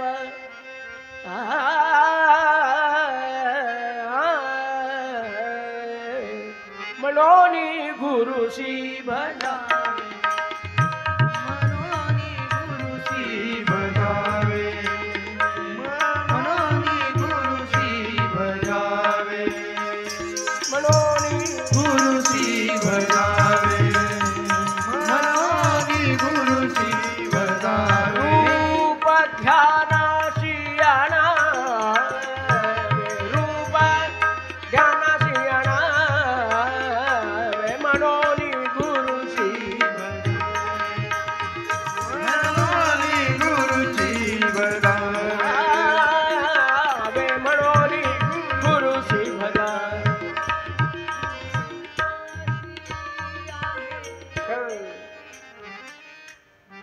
तुका म्हणे गुरु भजनी आणि देव भेटे जनी वनी. जनात कसा भेटतो ते नाथांना दाखवलं आणि वनात कसा भेटतो आढळपदी अंबरात बसविले ध्रुवाला. गुरुची कृपा झाली तर देव जनातही येतो देव वनातही येतो असा सिद्धांत तुकाराम महाराजांनी मांडला. महाराज तुकारामो पंचमो वेद असे आपले प्रल्हाद महाराज म्हणायचे आपल्याला नेहमी. हा काय सिद्धांत आहे त्यांचे. आणि हे सगळं ऐकलं 3 दिवस सारखी चर्चा. सगळे प्रकांड पंडित त्या ठिकाणी होते विद्वान होते खूप बहुश्रुत आणि बहुवाचक असे लोक होते. आणि शेवटी बाबा शास्त्रींनी सद्गुरुनाथ महाराज रामानंद महाराजांच्या पायावर डोकं ठेवून नमस्कार केला. महाराज मी आतापर्यंत देवा इतकी किंमत कधी गुरुला दिली नाही पण आज आपल्यामुळे मला समजलं की जाणतेनी गुरु भजिजे तेने सर्व सुखासी पात्र होईजे. हा जाणत्या माणसाने गुरुचे पाय धरलेच पाहिजे. हे वातावरण सुरू झालं आणि मग काय महाराज साखर खेळल्यामध्ये लोकांचे अनुग्रह सुरू झाले. हा म्हणता 1 महिना आमच्या रामानंद महाराजांचा काम साखर खेळण्यामध्ये. कमाल आहे. आणि आमच्या प्रल्हादाला आनंद वाटत. सकाळी 4 वाजेपासून प्रल्हाद उठलेला असायचा. वय जास्त नव्हतं. सकाळी 4 पासून पहिल्यापासून सवय लागलेली होती. आणि रामानंद महाराजांची सगळी साग्र समग्र सेवा महिनाभर झालेली. रोज यांच्या घरी त्यांच्या घरी कोणाकडे फराळाला कोणाला दशमीला कोणाकडे जेवायला असं निमंत्रण असायचं रामानंद महाराजाला. त्यांच्यावर प्रल्हादही असायचे.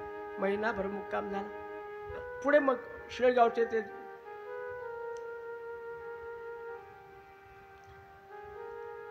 लोक आले. त्यांनी रामानंद महाराजाला नेलं.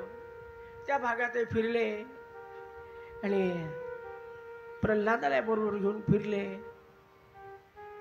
आपोआप जेवढा सहवास जास्त घट्ट होतो तेवढी आपुलकी निर्माण होते तेवढं प्रेम वाढतं. महाराज सहवासाने प्रेम वाढतं. आज प्रल्हादाला तर रामानंदाची गोडी लागली पण रामानंद महाराजांची अवस्था अशी झाली की ते प्रल्हादाशिवाय राहू शकत नाही. पण शेवटी कार्याचा व्याप सांभाळून निघालेले आहेत.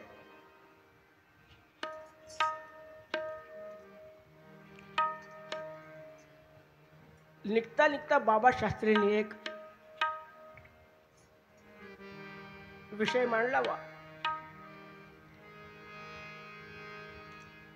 महाराज आपण गेल्या महिनाभरात सारखे आमच्या भाग्यानं आपण आमच्या गावात थांबलात आणि रोज आपल्या प्रवचनातून आपल्या सद्गुरूचं महत्व आम्हाला वर्णन करून सांगितलं की आमचे महाराज. एक कृपा करा ना आम्हाला आपलं गुरुघर दाखवा. आपल्या महाराजांचं दर्शन आम्हालाही करू द्या. अरे वा का नाही. अरे देव माझाची नसे नेमिला जे जे शरण गेले त्यांचा झाला. चलायचं दर्शनाला जाऊ. आपण या वर्षीची गुरुपौर्णिमा गोंदवल्यात करू.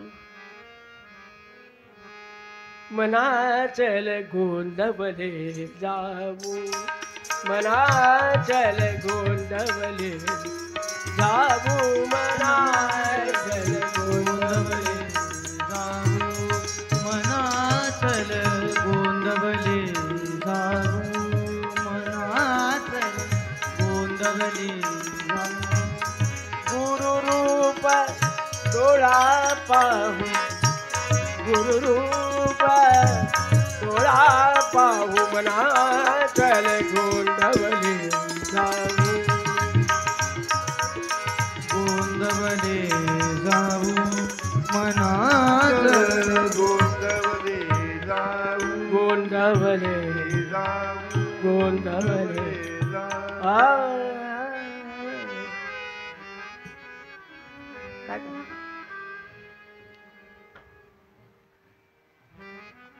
तुम्ही जोपर्यंत जांभळ्या घेणार नाही तोपर्यंत मी थांबणार नाही. एखाद्याने तरी जांभळ्या द्या. 4 वाजून गेले. हा जांभळी हा एक साथीचा रोग आहे. एका जर बाईला जांभळी दिली ना आपोआप सगळ्याला जांभळ्या येते. काही हरकत नाही. 20 मिनिटांनी आपण विश्रांती घेऊ. आपल्याला अजून 20 मिनिट आहेत. का गुरुजी आहेत?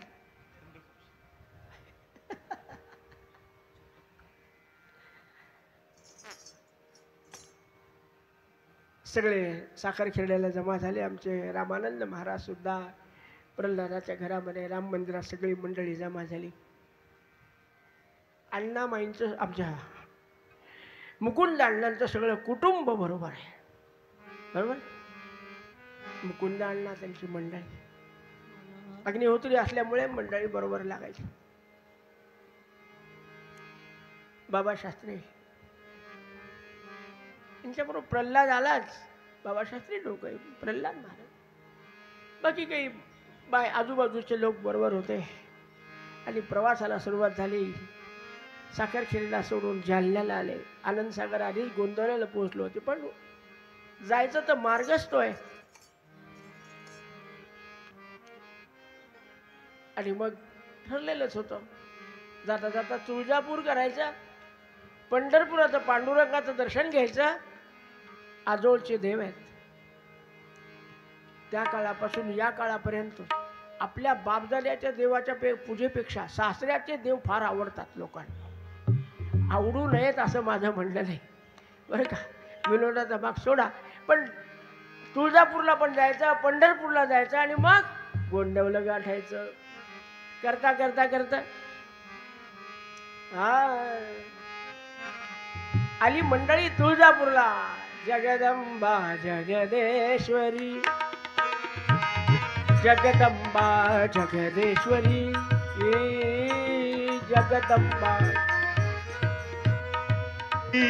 जगदंबा जगदेश्वरी, जगदंबा जगदेश्वरी. श्रीराम अयोध्या विहारी, श्रीराम अयोध्या विहारी. ओ जगदंबा जगदेश्वरी, जगदंबा जगदेश्वरी, जगदंबा जगदेश्वरी. त्याला जगदंबेचं दर्शन झालं. तुळजापूरच्या भवानी मातेचा अभिषेक झाला. वस्त्र प्रावरण काय काय वरयात्रा म्हणतात आपल्याकडे, त्या पद्धतीने सगळं झालं. सगळेच कुलाचार करायचे मग पुढे जायचं. मग रात्री सखाराम गोंधळ घातला. महाराजांच्या मुक्कामावर गोंधळी बोलवले. उदो उदो गर्जोनी करीतो मुद्रा मानाचा, उदो उदो गर्जोनी करीतो मुद्रा मानाचा. गोंधळी आईचा मी गोंधळी आईचा, गोंधळी आईचा मी गोंधळी आईचा. गोंधळी आईचा मी गोंधळी आईचा. टुणटुण हातात वाजतो ढोक्यात ढोलाच्या वाजतो हो डोलाचा डमडमाट वाजतो ठेक्यात. शाळेचा उजाड अंधाराचा प्रकाश गोंधळी आईचा मी गोंधळी आईचा गोंधळी आईचा मी गोंधळी आईचा गोंधळी आईचा मी गोंधळी आईचा गोंधळी आईचा मी गोंधळी बोल भवानी.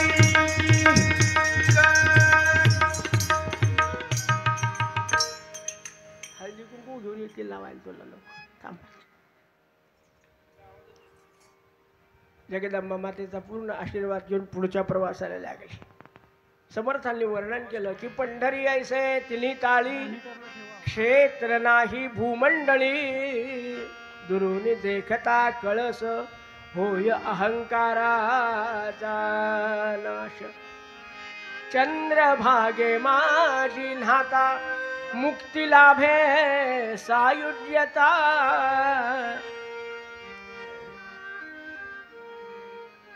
असं ते पांडुरंगाचं दर्शन घेण्यासाठी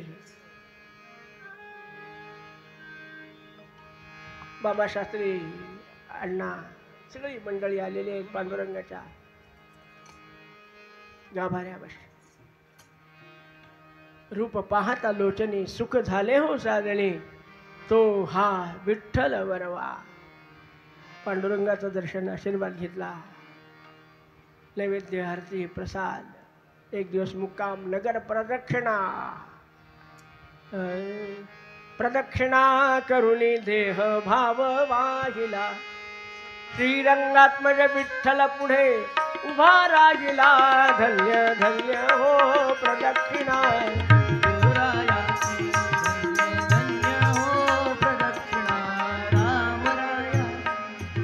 नगर प्रदक्षिणा झाली. पांडुरंगाचा आशीर्वाद घेतला आणि आता गोंदवल्याची वाट चालायला लागलेली आहे. हा हा म्हणता बास अगदी गोंदवलं टप्प्यामध्ये आलाय महाराज.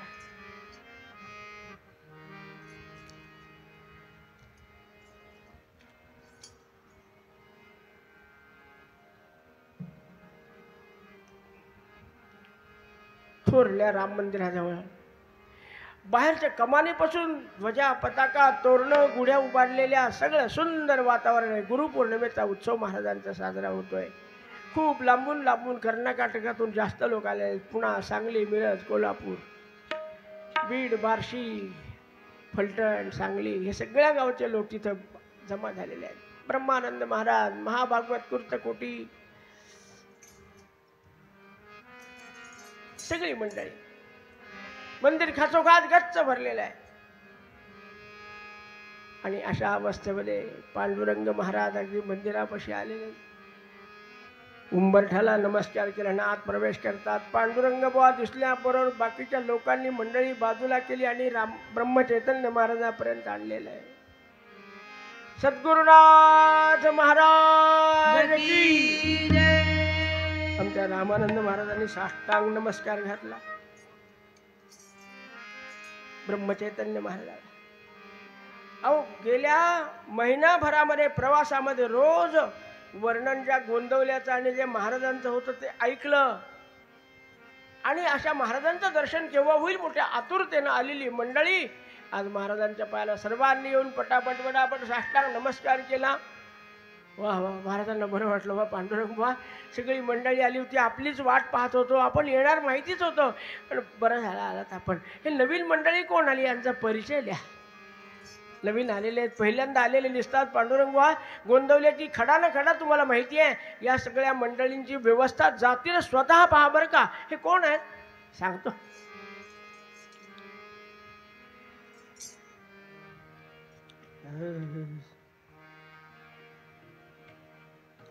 जियेचे साखर खेरडा नाम.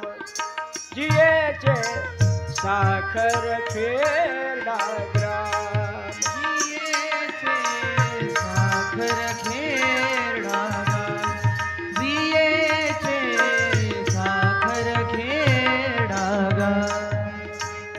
पौराणिक संदर्भ जयाला इतिहासाची साक्ष तयाला.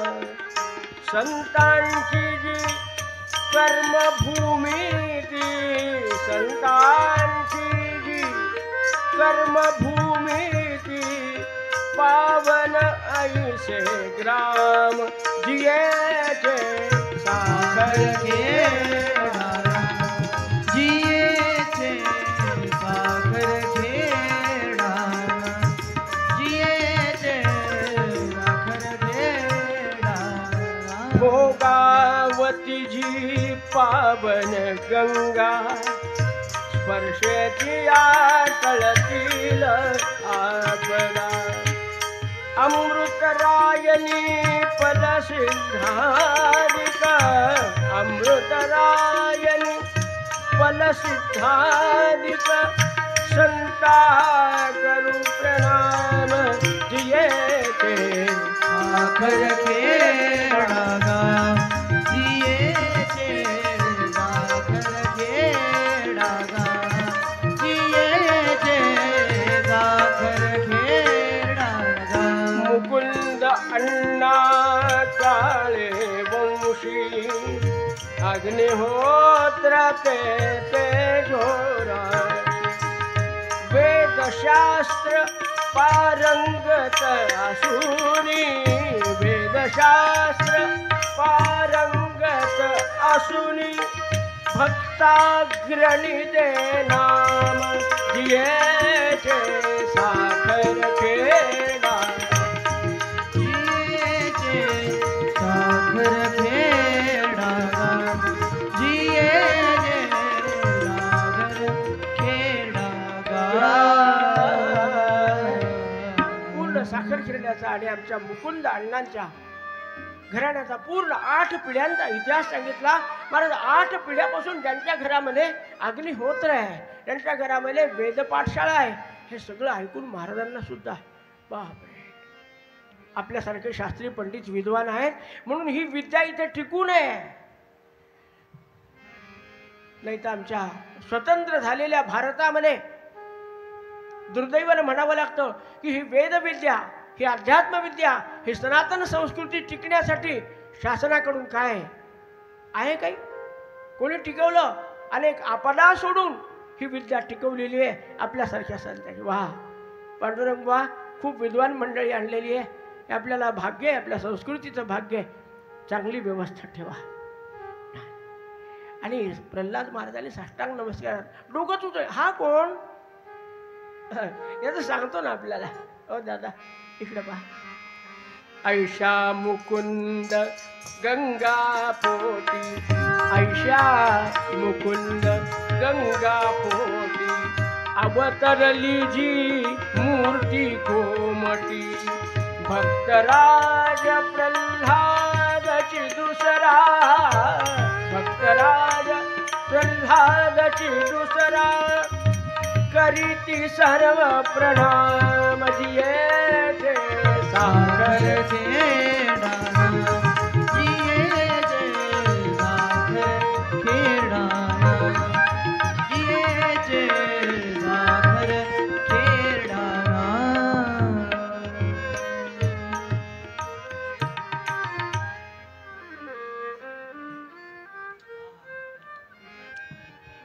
वा मुकुंद अण्णाचा परिचय बाबा शास्त्री गोपाळ झाला आणि प्रल्हाद महाराज. काय सांगावं या प्रल्हादात? हा दुसरा तोच प्रल्हाद आहे जो त्रेतायुगातला होता ना. त्याची नामसाधना करायची इच्छा अपूर्ण राहिली, दुसऱ्यांदा जन्म घेतलाय तो हा प्रल्हाद. अखंड नामस्मरण महाराज. काय सांग, अरे वा, उचलूनच घेतला ब्रह्मचैतन्य महाराजांनी, मांडीवर बसवला, मस्तकाचं अवघ्राण केलं आणि हात ठेवला. वा ब्रह्मचैतन्य महाराजांनी ज्यांना स्पर्श केला, ज्यांना जवळ घेतलं, ज्यांच्या का मस्तकावर हात ठेवला, तो महात्मा आम्हाला सद्गुरू म्हणून लाभला. यापेक्षा भाग्य काय पाहिजे महाराज? सद्गुरुनाथ महाराज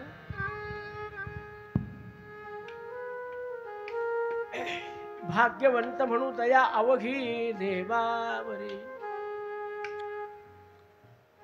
दुसऱ्या दिवशी गुरुपौर्णिमा होती. सकाळी जोडून मानगंगेत स्नान करून आली मंडळी. काकडा झाल्याबरोबर काकडा झाला आता मूग वृक्षाला रामा काकडा झाला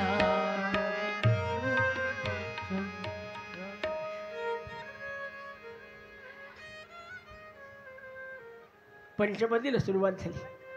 सगळ्यांनी भजन म्हणलं. पण आता गोंदवल्यात अशी पद्धत पडली की बा भजन करावं तर पांडुरंग बुवानीच करा. आजही पहा पुष्कळशा आरत्या, अष्टक, सवाया आणि पद आमच्या पांडुरंग बुवांनी केलेले महाराजांच्या पुस्तकात आहेत आणि म्हटल्या जातात.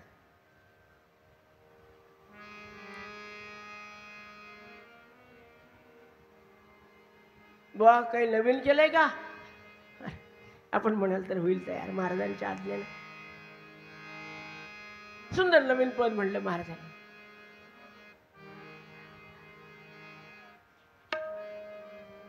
आता अभिषेकाला बसायचं आहे. रामाचा अभिषेक झाला. महांतन्त्वा महीनाम सम्राजंचर्षणीनाम देवी जनत्रियजी जनदभद्रा जनत्रिय. रामाचा अभिषेक झाल्याशिवाय प्रल्हाद ब्रह्मचैतन्य महाराज स्वतःवर करून घेतील का?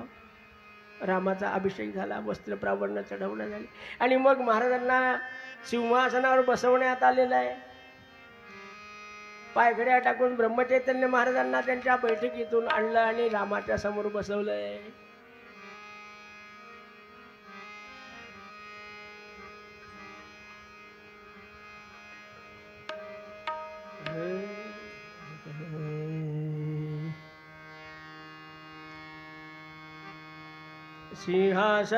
सिंहासनावरी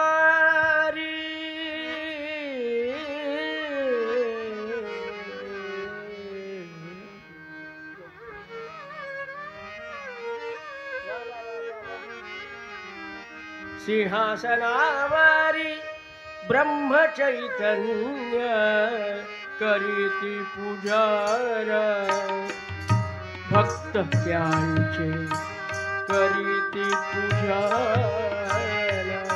भक्त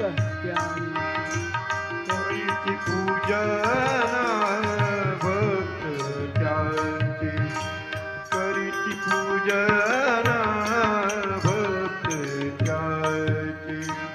आनंद सागर आणि ब्रह्मानंद भाऊसाहेब असती तेथे करीती पूजन भक्त करीती पूजन करीती पूजन भक्त. हात जोडोनिया उभे ते सामोरी हात जोडोनिया उभे ते सामोरी कृत कोटी जे महाभागवत कृत कोटी जे महाभागवत करीती पूजन भक्त करीती पूजन भक्त करीती पूजन भक्त. रामानंद आता तेथे उभे ठेले. ब्रह्मचैतन्य महाराज बसलेले, ब्रह्मानंद महाराजांकडे कुर्तकोटी भाऊसाहेब महाराज हे चौघ होतेच. आता रामानंद महाराजांनी बोलो या या बुवा या. रामानंद आता तेथे उभे ठेले जणू शोभले ते पंचायतन जणू शोभले ते पंचायतन करीती पूजन भक्त त्यांचे करीती पूजन भक्त त्यांचे करीती पूजन भक्त त्यांचे. गुरुनाथ महाराज राजोपचार पद्धतीने सगळं ब्रह्मचैतन्य महाराजांचं पूजन केलंय. छत्र चामर अर्पण करण्यात आलेले आहेत. महाराजांचा आशीर्वाद प्रवचन झाला. महाप्रसाद ब्रह्मानंद महाराजांनी सगळी व्यवस्था केली. ब्रह्मचैतन्य ब्रह्मानंद महाराज म्हणले खाऊ घालण्याची फारच हौस आजही, म्हणून तर गोंदवल्याला कोठी पूजनात ब्रह्मानंदांना ठेवलेले. आज प्रवचन झालं, सगळं आनंद झाला. आणि संध्याकाळी आमच्या बाबा शास्त्रींचं प्रवचन महाराजांनी सांगितलं. बाबा शास्त्रींचं आपण रामापुढे सेवा, आनंद वाटला. वाह, साधू संतापुढे सेवा करायला मिळायला योग लागत असतो, सद्भाग्य लागत असतं. सुंदर प्रवचन झालं. रात्री विषय झाला की उद्या पौर्णिमा आज झाली, उद्या इष्टी असते. आमच्या अण्णांची त्यांनी अग्निहोत्री असल्यामुळे इष्टी करावी लागली. वा वा वा, पांडुरंग वा, यांच्या इष्टीची तयारी, सगळी तयारी झाली. रात्री कुंडाचं बांधून वगैरे. आणि स्वतः ब्रह्मचैतन्य महाराज उपस्थित राहून हे सगळं विठ्ठल मंदिरात झालेला कार्यक्रम आहे. बा, गोंदवलेला जे विठ्ठल मंदिर आहे ना, तिथे हा कार्यक्रम झाला. तिथे इष्टीची व्यवस्था करण्यात आली. ब्रह्मचैतन्य महाराज तख्तपोशावर बसले आणि सगळ्या, आता सगळे घरचेच मंत्र म्हणणारे हो, एका बाहेरून बोलवायचं काम आहे. सगळे मंत्र म्हणताना ब्रह्मचैतन्य महाराजाला खूप आनंद व्हायचा. पण यामध्ये सगळ्यात लक्ष जर ब्रह्मचैतन्याचं कोणाकडे असेल, आमच्या बाळ प्रल्हादाकडे आहे. वय काय आहे, पण सगळे इष्टीचे मंत्र मुखोद्गत. क्या बात आहे. श्रद्धा तेवढी, भक्ती तेवढी, विद्वत्ता तेवढी, वाणी तेवढी. अरे सर्व गुण संपन्न आहे हा. पुन्हा एकदा आशीर्वाद दिला महाराजांनी. 2 दिवस ठेवून घेऊन मग निघालेले. यथा बघा साखर खेरड्याला परत आलेले. आता तर प्रल्हादाला वेगळाच आनंद, वेगळा अनुभूती. आज ब्रह्मचैतन्य महाराजांनी जवळ केलेला, अंगावरून हात फिरवला. बस आता या लोकांचे आशीर्वाद वाया न गेले पाहिजे. वाया जाऊ नये दी क्षण सर्व विषय. आता फक्त सर्व विषय आपला एकच आहे. विषय येतो त्याचा झाला नारायण, नावडे धन जन माता पिता. प्रल्हादाचं नामस्मरण खूप वाढलं. पण आमचे रामानंद महाराज म्हणाले आता याला गुरुकडे नेऊन ठेवायला पाहिजे. बाबा शास्त्री शिकवतात, पण असं आहे थोडं बाहेर ठेवलं ना विद्यार्थ्याला तयार होत, लवकर तयार होत. हा मुळातच प्रगल्भ बुद्धिमत्तेचा आहे, याला कुठे ठेवायचं. म्हणाले सखाजी शास्त्री रिसोडचे, त्यांचे गुरु जिंतूरचे होते, काशीवरून शिकून आलेले. रामानंद महाराजांचा सखाजींचा परिचय झालेला होता. तो मोठा प्रसंग आहे, आपल्याला पाहायचा नाही. आज सखाजी शास्त्रींचे नातू इथे आलेले आहेत आपल्या बरोबर. तुम्ही त्यांना त्यांच्या जीवनातले प्रसंग विचारू शकता. तर त्या सखाजी शास्त्रींकडे आमच्या प्रल्हाद महाराजांना नेऊन ठेवण्यात आलं. महाराज जेवढी सेवा सद्गुरूची, मोक्षगुरूची, तेवढीच सेवा विद्यागुरूची आमचे प्रल्हाद महाराज करत होते. सकाळी शास्त्री 4ला उठायचे. त्याच्या आधी आमचे प्रल्हाद महाराज उठून त्यांच्या स्नानाची तयारी, त्यांच्या पूजेची तयारी, त्यांच्या अग्निहोत्राच्या साहित्याची तयारी, जे जे पाहिजे ते सगळं, त्यांना जे पाहिजे अपेक्षित आहे ते ताबडतोब हजर असायचं. आमचे प्रल्हाद महाराज प्रसन्न झाल्यावर शिक्षणही आहे, अभ्यासही आहे. आणि या सगळ्याबरोबर त्यांच्या विद्यार्थ्यांच्याकडून समजायचं ते हे की प्रल्हाद महाराज रात्री सुद्धा एकटे, कधी एका पायावर, कधी 2 पायावर, कधी मांडी घालून जप करत राहतात. श्रीराम जय राम जय जय राम, श्रीराम जय राम जय जय राम, श्रीराम जय राम जय जय राम, श्रीराम जय राम जय जय राम, श्रीराम जय राम जय जय राम,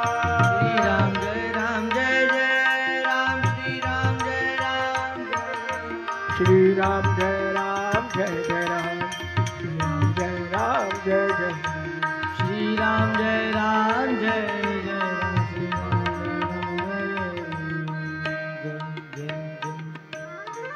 दिवसभर सेवा पण करायची, अभ्यास पण करायचा, पाठांतर पण करायचं, पण खूप नामस्मरण चालायचं. खरं म्हणजे अजून अनुग्रह झालेला नाही बरं का. अनुग्रहाच्या पूर्वीची अवस्था आहे. अनुग्रह झाल्यावर काय होईल ते नंतर पुढे पाहायचं आहे आपल्याला. अरे ज्याच्या अंगाभोवती अख्ख्या सापाने विळखा घातला तरी नाम सोडलं नाही, काय असला पाहिजे तो प्रल्हाद, तो पुढे पाहू आपण. एवढं नामस्मरण चाललेलं. इतर विद्यार्थ्यासारखं घोकंपट्टी करायची आमच्या प्रल्हादाला गरज नव्हती. हे आपले अग्निमिळ काही मिळे तर मिळे, न मिळे तर न मिळे, पण अग्निमिळ यांचं चालू असंच 10 वेळेला 12 वेळेला 16 वेळेला. आमचे प्रल्हाद महाराज एकदा मंत्र ऐकला की जसाचा तसा म्हणूनच दाखवायचा. असं आहे ते.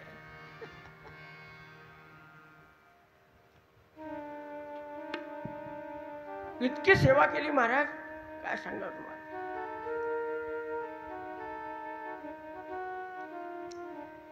आमच्या प्रल्हाद महाराजांचं हे काय दादा काय लावलं,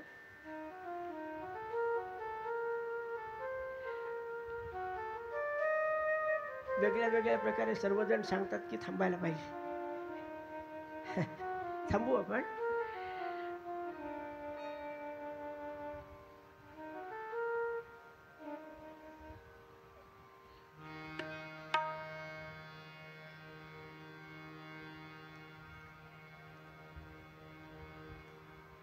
दोन प्रसंग ऐकू आपण लहान लहान.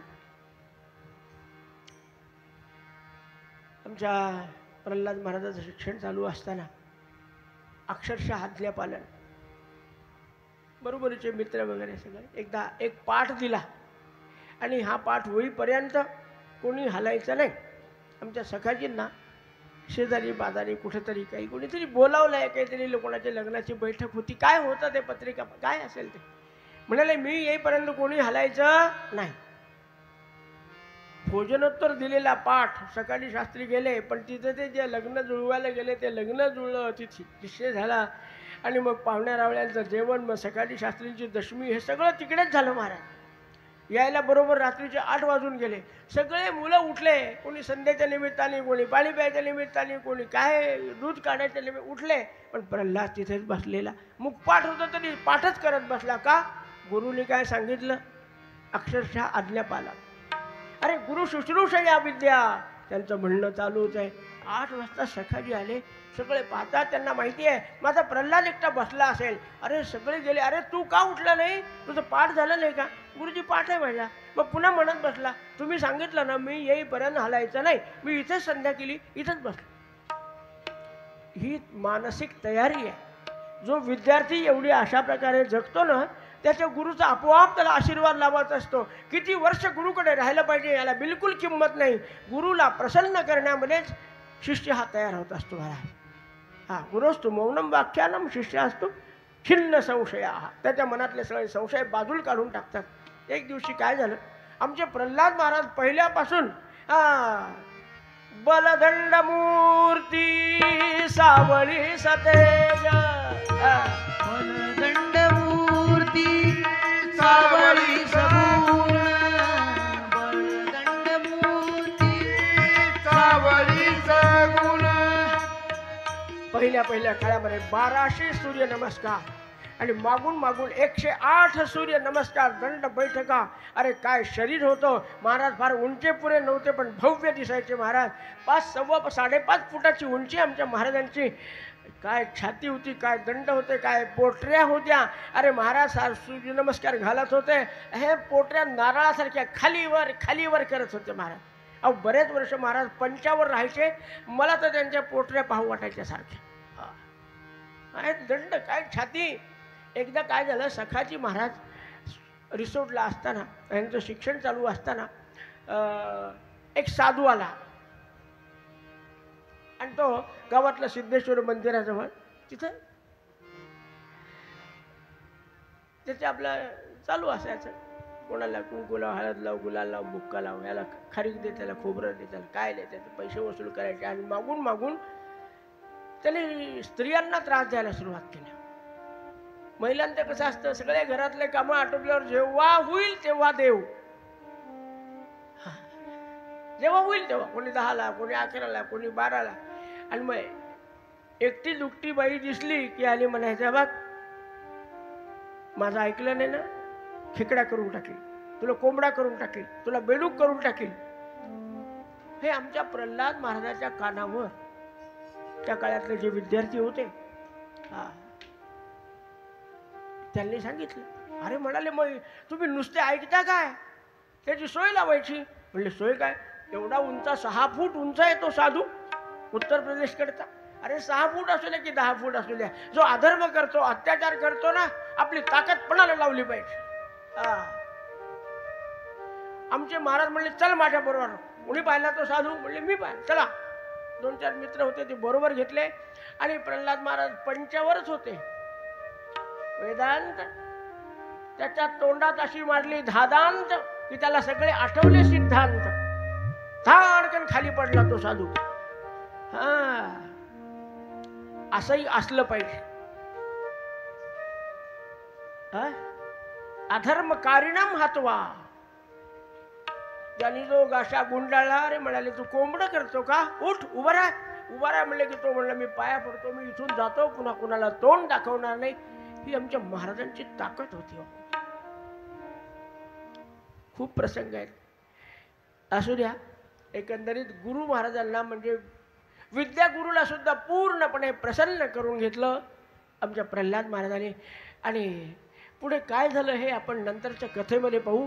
आता थोडी थांबायची वेळ आलेली आहे, कारण लोक मनातल्या मनात म्हणायला लागले नको देवराया अंत आता पाहू. ती ह्यापेक्षा जास्त वेळ येण्याच्या आत आपण एक 15 मिनिटाची विश्रांती घेऊ. पण आपल्याला 15 मिनिटं एवढं लक्षात ठेवा, 20व्या मिनिटाला आपल्याला पुढची कथा सुरुवात करायची. सद्गुरुनाथ महाराज